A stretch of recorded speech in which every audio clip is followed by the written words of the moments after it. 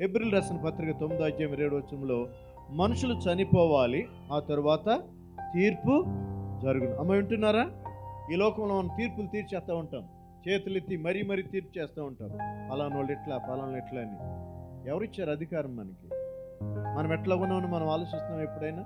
మనము ఇక్కడిక్కడ తీర్పు తీర్చుకునే బదులుగా దేవుని తీర్పు కొరకు సిద్ధపడాలి. ఒక రోజున దేవుడు నన్ను లెక్క అడుగుతాడు. దేని గురించి? ప్రతి విషయంలో లెక్క అడుగుతాడు ఆయన. దేవుడిచ్చిన ప్రతి ఒక్క ఈ జీవిత విలువలో ప్రతి నిమిషం కూడా విలువైందే. ప్రతిది కూడా జాగ్రత్తగా ఉండాలి మనం. అలా జాగ్రత్తగా జీవించినప్పుడు తల వంచక్కర్లేదు. మనం చాలాసార్లు నిర్లక్ష్యంతో మనము తలదించుకునే పరిస్థితుల్లో ఉంటుంది. అలా ఉండకుండా ఉండాలంటే మనం దేవునిపై ఆధారపడి దేవుని భయభక్తులతో జీవిస్తే మనం తప్పక దేవునిగా ఉంటాము, అనేకులు దీవించడానికి కారకులం అవుతాము.